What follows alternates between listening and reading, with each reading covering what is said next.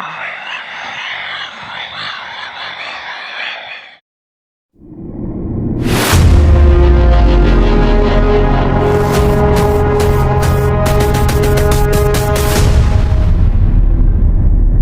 nggak sih kalian ngerasa ada satu kejadian yang sampai sekarang masih kepikiran?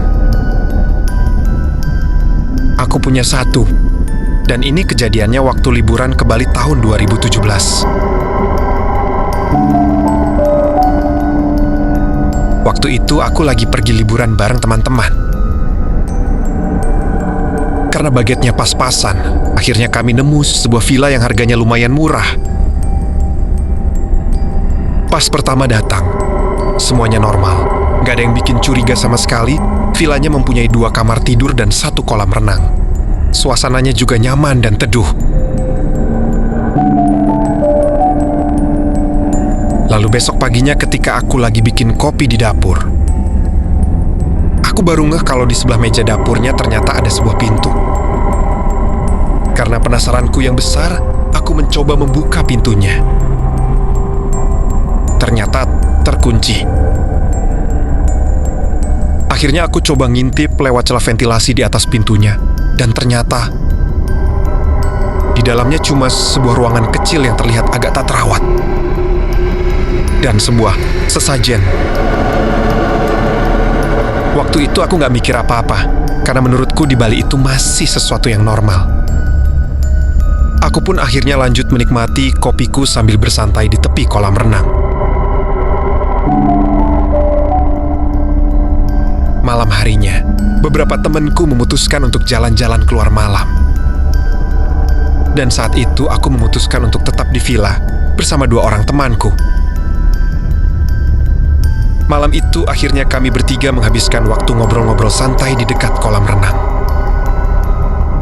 Dan ditemani seekor tokek besar yang mengawasi kami dari tembok arah dapur tanpa ada suara sama sekali. Sekitar jam 1 malam, 2 orang temanku ini sudah tertidur di kamar tidur.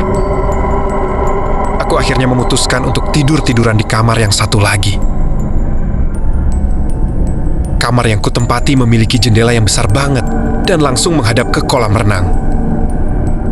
Lalu saat itu aku buka gordennya full, karena aku ingin tiduran sambil menikmati pemandangan ke kolam.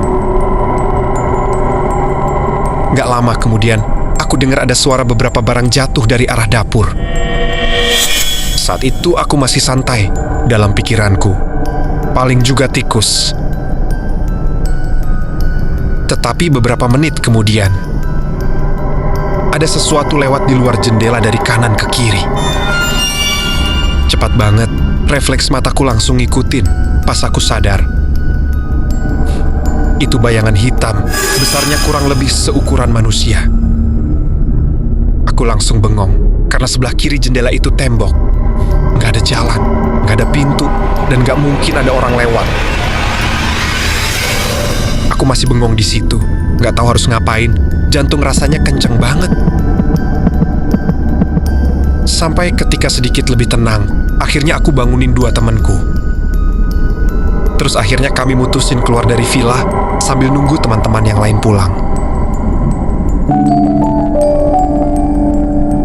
Sampai sekarang, aku masih nggak tahu yang lewat di depan jendela malam itu sebenarnya apa.